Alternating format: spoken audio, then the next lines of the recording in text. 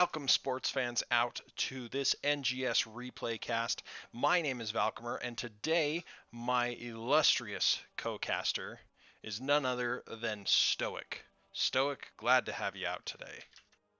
I'm glad to be here, Valk. You've got quite the broadcaster swag going on. I Oh, love it. I don't know about that, but I appreciate the sentiment. All right. Well, it appears that we have the core bouncers on our blue side and Bull Moose Party on our right side. Boom, thank you, 7th Ace, for teaching me how to hide the numbers there for the time. I actually have a real life friend on the side of core bouncers, and Nemesis is playing Li Ming. Sad to not see Sage out here today, who is my other real life friend on the team, but we're here on Infernal Shrines. You know what? I'm going to figure out who picked it really quick, but while I'm doing that, Stoic, go ahead and introduce the two sides for me. I'm going to... I think Bull Moose Party's in the red team with Toast Monster on Chromie, Winter Rose playing Gazlo, Knight playing Lucio, and Iggy68 on Phoenix with Shane9110 playing the May. And Blue for team. the core bouncers, now I'm back. Credit Clown on the ETC, Nemesis, as we heard, who got that special intro because he's my real life friend on the Li Ming. Captain Garbo on the Deckard, Captain John J on the Sylvanas. And up top here, we do have Dan Solo 5-6 on the Sonya. Little bit of trading and posturing here in the mid, but really nothing more than getting a little bit of trash damage that'll be healed up, and the waves are cleared. Now, out of the gate, Stoic, oh, sorry, as I smack my microphone, is there a team that you favor from a draft aspect?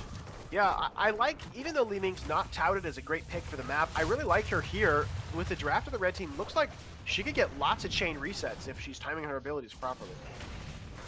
Yeah, I have to favor the draft of the core bouncers because the amount of siege they can produce with Sylvanas, with Sonya, and Li Ming is going to be quite impressive, and they can direct that damage really well, where the delays on Chromie and the turret factor of Gazlo, I think, is going to be a little tough, but I think you're totally right here. As well, the CC is a lot more reliable from them, whereas it's much more delayed and dodgeable from the red team. and it's also natural for me to promote any team that's going against Phoenix, so we have to keep that in mind as well.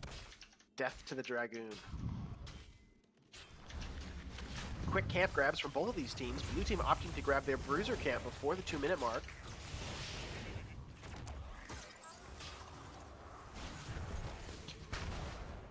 Although blue camp is sacrificing some soak in this bottom lane. If Chromie can get this minion wave onto the wall, they'll lose some soak right there. So soak right now is slightly in favor of Bull Moose Party, but super close. The minions are about 200 in favor of Bull Moose Party, so really less than a whole wave, but it's important. Ooh. With Gazlo backing here, that's going to offset that a little bit, but this bottom lane has gone completely uncontested by blue team.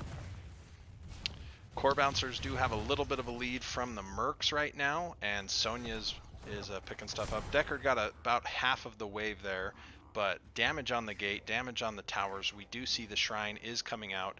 It is a mortar punisher here in the mid. Sylvanas right on that. That was immediate activation.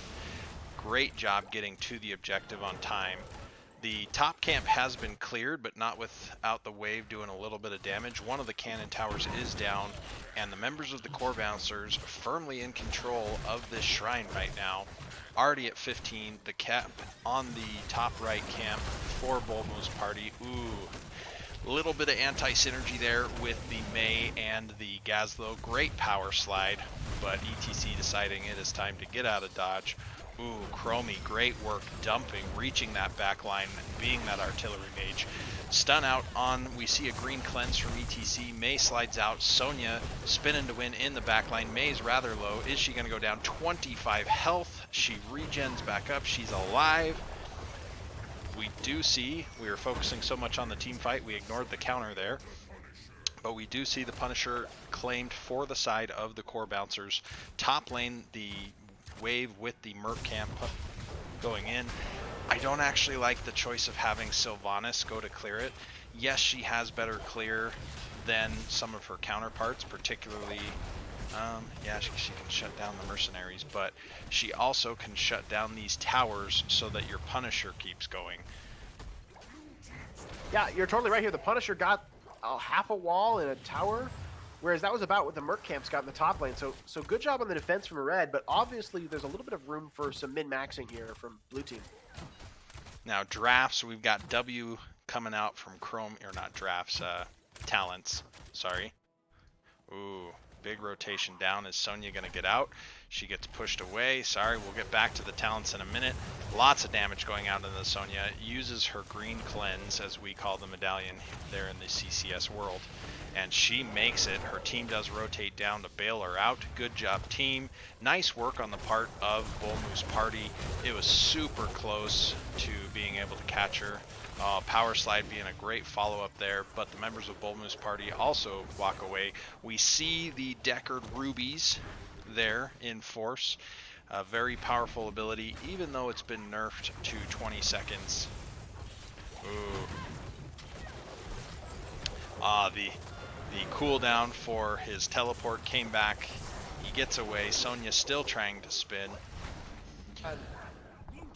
So many rubies. Red team really is clumping up, and blue team's able to capitalize that time and time again. ETC finding big power slides. Deckard getting so much ruby value here. And Sylvanas going back to her ancient specialist ways, split pushing down the mid fort with that camp and the Merc Queen talent, getting some value. We see more of these rubies. ETC's low on mana, but if he can get to these rubies, he will not be low on health. Ooh, the pushback. Sonya goes down. Big orb from Li Ming, There's getting the one resets. Reset. Oh, there's another reset. The camp goes over. I realize everybody's kind of low on mana, but being able to push in and get on this keep wall would have been pretty big too. Yeah, meanwhile, and there's two globes right here. Don't ignore the globes! Nemesis, the globes give mana! I actually was on a team with Nemesis before Can't Counterpick Stupid was created. We were less than 3 and competed in the HGC Open. Wow. By competing in, I mean we lost every game, but we showed up on time. That's a victory in and of itself. So right here, going after the Sonya when you're losing a keep or a fort bottom, I don't know that I love that trade, because now there's intermittent catapult pressure on the far lane from the current objective. And if they wanted, blue team could honestly, they could go for take this keep to force a response here. I think that maybe both teams possibly overreacting to this top lane. I agree. When you've got a Sylvanas, when you've got, look at this wave, and full healthy mercenaries, they would have been just fine. We'll see if they recognize that. They could honestly send 1-4 to defend and 1 bottom, and that keep would go. Well, and if on the side of the core bouncers, if you had Sonya up here solo and you forced enough of a response bottom, you would get both. Oh. Big mosh. Down goes Chromie. Oh, interesting. It is an orb build. Li Ming. She's going to struggle with the finish, but not there as she hits a that root from Deckard sealed May's fate. 2-level lead here for blue team as bottom lane still. Yeah, for Bull Moose Party, I think you need to send Gazlo to clear and try to double soak to pick up that level advantage, or to close the gap, I suppose I meant to say. But we don't leave this alone. This camp is going to get melted in the face of a Punisher, and if the wave is here to support the Punisher, this fort goes down so quickly. So Arcane Punisher for the side of the core bouncers, and this fort is going to go down with really minimal defenses. Ooh, big jump. If ETC barely dodged. Ooh, a leap.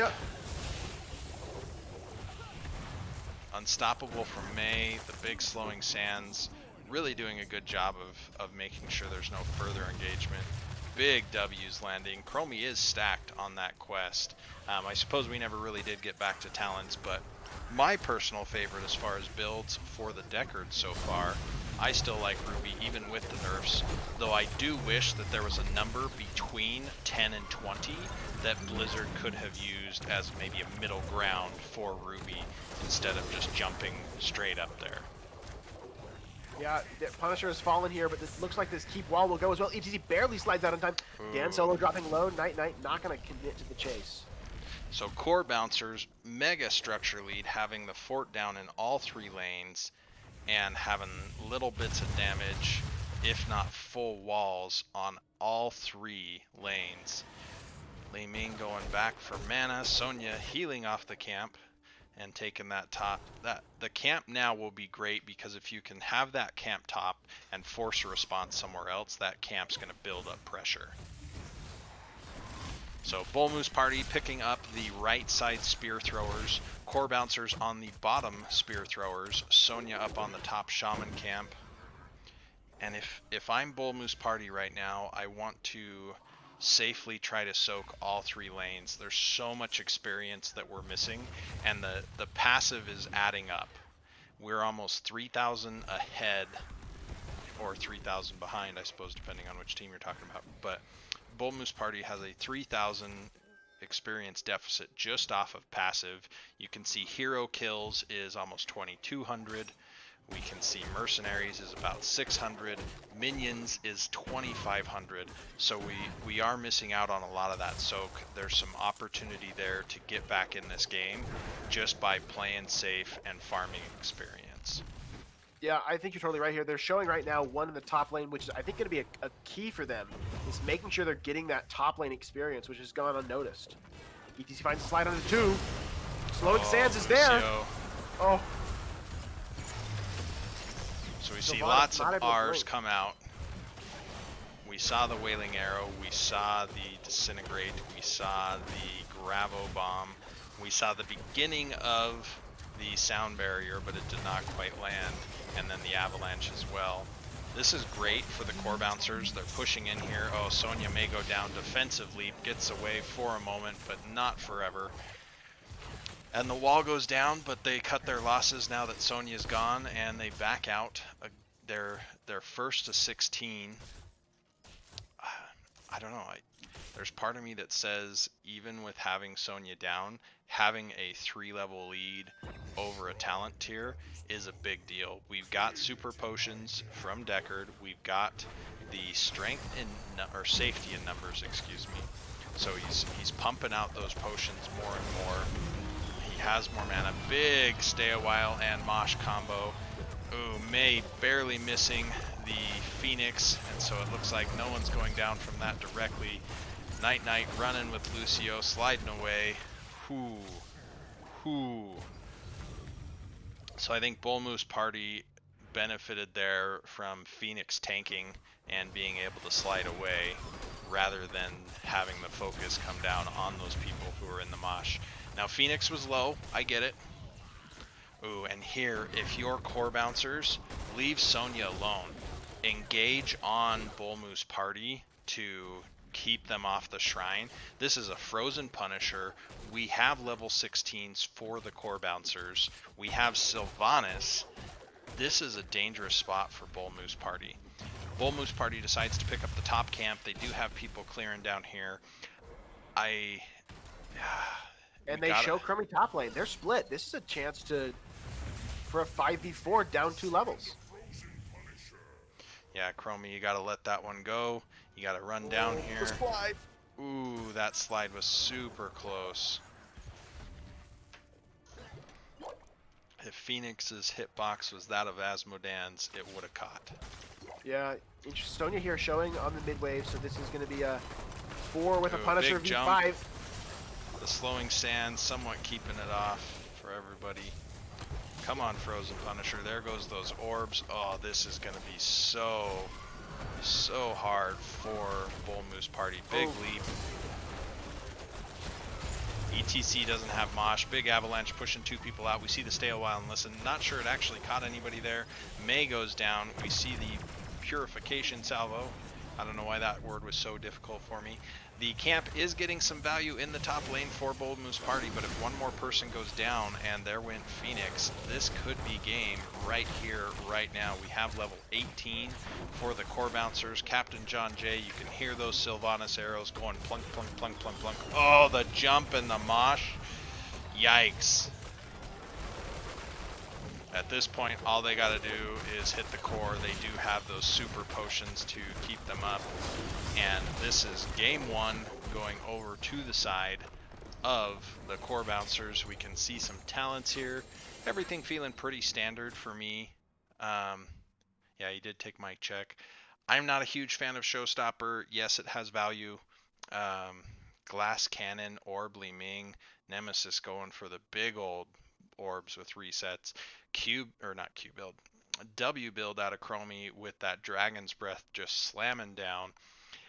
I'm not familiar enough with the Gazlo rework to comment on talents here, but it seemed like Gazlo was putting together some stuff. Yeah, there was a little bit of anti-synergy because you have knockbacks from May and Lucio trying to get stuff held down with a Gazlo, but well played for the side of the core bouncers. Fantastic play still on the side of Bull Moose Party, but one of the teams has to lose, otherwise they'd still be playing the game.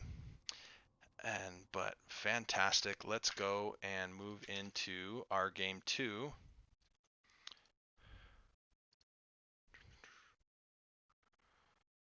Sage words, Valk. One team Now, has to win, or else they'd still be playing. yeah. Bull Moose Party did pick the map on that last one. I do have the second replay ready to go. I never download the full 3-game set at once for the spiciness of it. But Hanamura Temple, this one was chosen by, let me see this, thank you Heroes Profile, also by Bull Moose Party. So Bull Moose Party seemed to be favoring map pick. I love the Hanamura pickup. I'm excited to see what comes here. If we had proper replays, we would see poof, 1 point over to the core bouncers, but we've got our Nexus Gaming Series logo right there in the middle. If you are interested in Nexus Gaming Series at all, if this is new to you, nexusgamingseries.org, you can find us, well, for me, I'm there plenty harassing people in the Discord. Stoic is probably a little bit nicer, but you could find him there as well. You can also see our Can't Counterpick Stupid logo up here in the top right, where I am even more of a loudmouth. If you're interested in finding anything out there, let us know. But here we go. The teams were nice enough to stay on the same sides. We're going to do boom, get rid of that. We're going to zoom out. Stoic, will you introduce our blue side? Yeah, in the blue team, up 1 game in this map, we have Captain Garbo playing Lucio, Captain John Jay playing Raynor, Dan Solo 56 on the Leoric, Credit Clown now playing Anubarak, and Nemesis on the Mage Tassadar. It is the core bouncers. Core bouncers, that's right. Ooh. And over here on the right side with Bull Moose Party, they are flipping the script. They've got 4 people going top. We do have Night Knight on the May, Winter Rose on the Sylvanas, Shane 9110 on the Brightwing, Iggy 68 on the Orphea, and down here on the bottom holding his own against 4 by himself, Toast Monster as the Imperious. We see a little bit of shenaniganry hiding in the bush. What's going to happen? Anubarak is also one with the bush down here in the bottom. So Bull Moose Party quickly clears. They mount up. Where are we going? We see a second person with Captain John Jay. We see a third with Nemesis and Captain Garbo. So we have a tank becoming a bruiser becoming a tank. They're now deciding to flip spots here for the core bouncers. All right, Good so job not missing soak. Our shenaniganry kind of fizzled out, I'm not gonna lie. I like it as maybe not shenanigans, but having the 4-man closer to this Sentinel camp, which is the strongest, PvE on the objective, I think It's is the not a bad objective play. of the game. It's the objective. Oh, Credit Clown here sees some low heroes, has an opportunity to invade, and they're going to take it. Finds a big stun. Oh! One basic attack!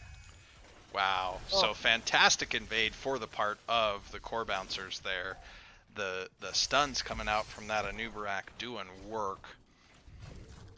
It looks like we're seeing a shield build Anubarak. We do see Ace in the hole from Raynor being able to capitalize on those stuns.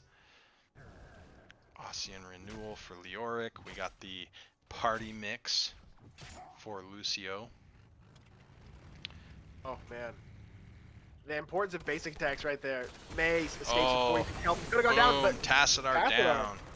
A little bit too far out. He was going zappity zap zap zap on the wall while the other team was clearing the sentinel and just decided to stay a little too long. Who is our Tassadar? Tassadar is Nemesis. my good real life friend Nemesis. So an early invade is nice here, but that the stealing a sentinel is not the same amount of push as getting their own. We're seeing in the bottom lane the sentinel is still untouched. I wonder if they decided to save it for perhaps during the objective, but I don't know. It's not a bad call. We hear the possessions come out for Sylvanas. Quite a bit of lane pressure. Leoric abusing the fact that he has better wave clear than Imperius here. Experience pretty close between the two teams. Yes, the invade yielded some extra mercenary experience, but very, very close for the minions, to the point that it's basically just picking up this wave and core bouncers are back on track. We hear the penetrating shot come out from Raynor, nice and loud with that skin. Both teams deciding to bring 5-man up for this objective. If you want to tell them that the card is not the objective on Hanamura, they would say nay. Oof. Brightwing falls here, and looks like without much more ado, blue team will also get the first objective down. Soak being missed in the bottom lane by both teams here.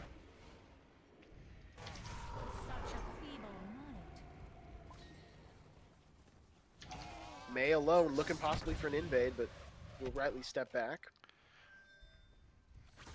So Alden Zero in the chat being mean and taking the K off my name as he merged us together to be Valtoic. It's not bad. Valtoic is fine with me. Oh, Bush Party here is gonna find. Man. Just Imperius, excellent escape there, using that May celestial in the charge. back line, she slid through. I think she gets away. A nice place Blizzard and the team can't catch you. Uh-oh. Uh-oh. Ah, she goes down. Play. This bottom fort, it should be taken here. They got a new rack. They can create that beetle pressure. They should be getting this bottom fort and then See, and if I'm Bull Moose Party, you've got Sylvanas up here with the Sentinel. Just keep going. Make sure those cannon towers get shut off and go down. But they back off. We do see the pressure here in the bottom. Yeah, I think committing to top and trying to trade as much as possible instead of defend. Big spear into the Anubarak. Yeah, both of these teams kind of like not really committing one way or the other. Sylvanas now comes down for the defense. Blue team all going to demonstrate on this Sentinel camp, it looks like. This is the first time the bottom left Sentinel has been picked up.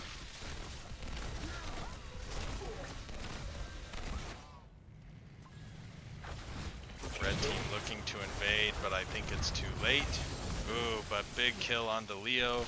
Yeah, he has the advantage. Ooh, but counter The kill. wall is good. And Brightwing's pretty low. Wow, that polymorph was enough to body block Nemesis into that May Blizzard. Alden Zero, I am aware how the naming scheme works on Cho'Gall. I'm not saying I like it anymore there, but it's not Val. Sylvanas left alone in this top lane. She's getting a possession. Excuse me. This wave is quite large. Yeah, that's with going to take the cannon towers, but this fort is going down here. Brightwing gets zapped down by a Tassadar. The ninja is still extremely healthy. Sylvanas, if you don't take that fort, your team's going to have really nothing in trade for losing this keep wall. Looks like they're not, though, going to stay on this keep. They're just going to let the Sentinel die on the towers. Well, you know, the cart came up. The cart did come up, but the cart here does way less damage here than 4 heroes and a Sentinel on the wall. While I agree, it also can be very safe siege. Picking up this camp is not the worst idea. They're up 10, so they may be able to force and really do everything that they want here. Hyperion dropped here to make sure that this walks in completely protected. Zoning ults. Very so strong right zoning here, Bull Moose Party kind of risky in their play here because now you have everybody from the core bouncers. They have ults except for Hyperion. Everybody pushes R. Oh, actually, they didn't have Black Hole either. So they steal it. They get a kill on the Imperius. And Mei is in the back line. She doesn't have her unstoppable anymore. She is surrounded. She tries to slide out. Anubarak tries to catch her. Doesn't quite. Lucio, though, being all sorts of obnoxious. And the penetrating round to finish it off. Yep, with the Anubarak Beetles here to tank, they should get this top fort as well. Now claiming a structure lead here, 3-2. Sylvanas and her wave did finish off the top fort for Bull Moose Party, but the advantage is held on the side of the core bouncers. 10 seconds on their sentinel camp. They are looking at the vision camp. I like to call it the experience camp here in the mid lane.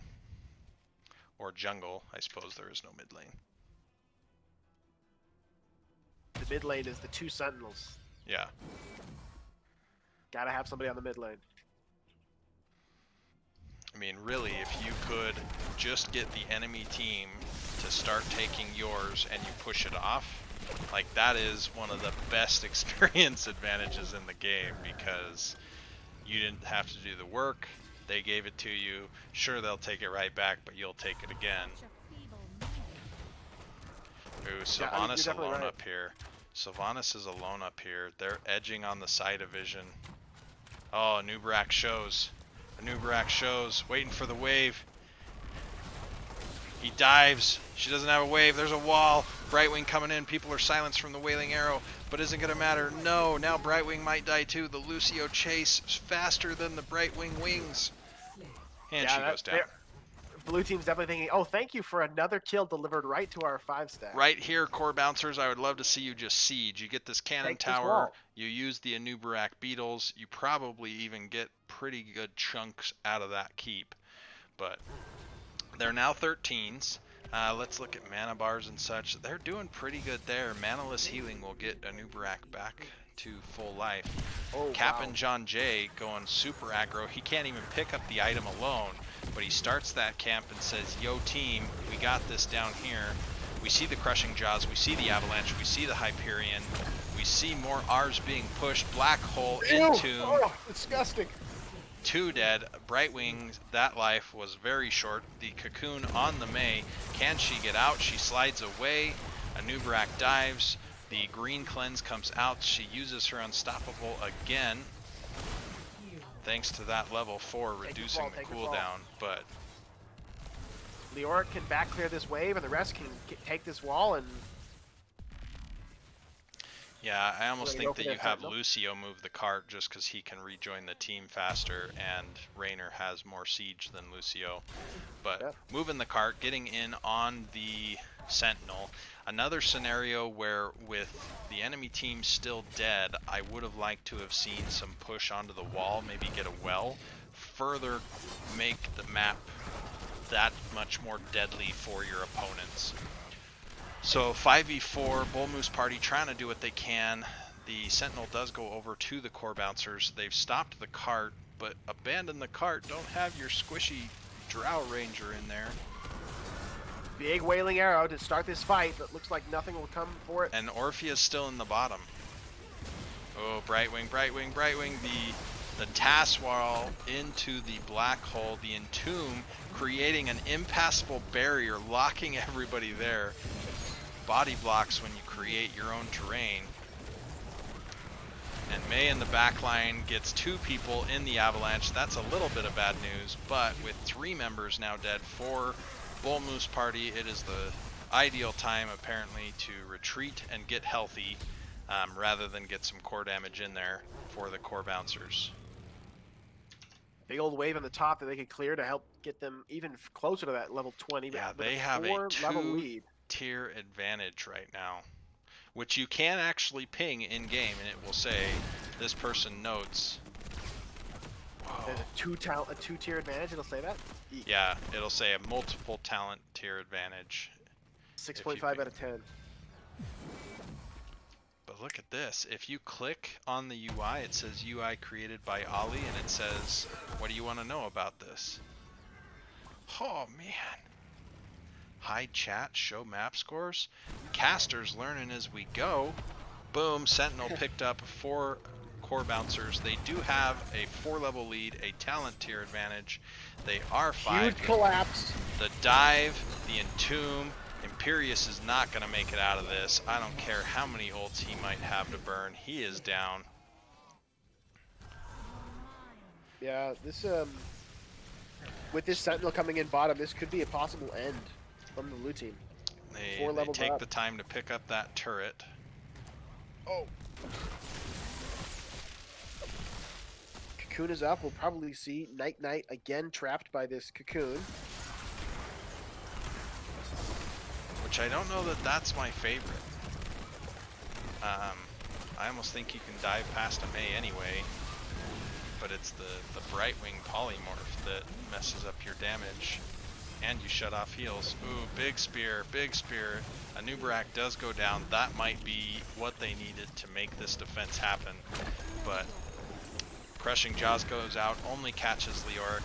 The Imperius looks to be in bad shape. He is going to have a full health heal at the Hall of Storms when he comes back.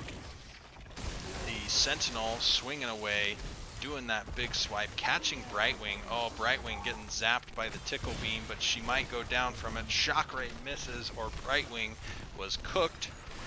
Whew, disengage. Alright. Nemesis saying, I don't need no stinking disengage. Eat my Shock Ray. Yeah, so, no ults on the blue team available here, so need to play a little respectful. Good ball. Raynor deciding that he likes to move the cart. Now, with the shield currently down, you get pretty low, somewhere in like the 10-20% range if the shield were down as it's shot. With the shield building back up, we're probably going to see that the cart is going to cause somewhere in the realm of down to 30 to 40% health on that core at this point. Sentinel being picked up for Bull Moose Party. It is theirs once again. I think that's their second time capturing it. Imperius caught out again, uses angelic armaments, but Raynor don't care and blasts him away. Level 16s are now picked up for the side of Bull Moose Party. It is a 4v5 though. You gotta be careful. Orphea doing some work, but gotta be careful. Orphea's so low. Orphea goes down. Just go right click the core, blue team. Oh yeah, the cart. Yikes, down to 13%. Avalanche pushes Nemesis and Captain Garbo a little bit closer, which will, I think, put them in range. At this point, I think the Hyperion would have finished it. Yep. So congratulations to the members of the Core Bouncers. Good games on both teams. Let's pull out some of them stats. I don't remember how to hide the chat, but only 3 deaths on the side of the Core Bouncers. 1 for Leo, 1 for Anubrak, and 1 for Tassadar. Tassadar pumping out more siege damage than anybody at the 75,000. And it was Raynor with 11 kills and 10 assists. He had 1 kill that he was not present for the team participation. But huge hero damage, huge kill participation. Lucio was there for all 22, just for reference.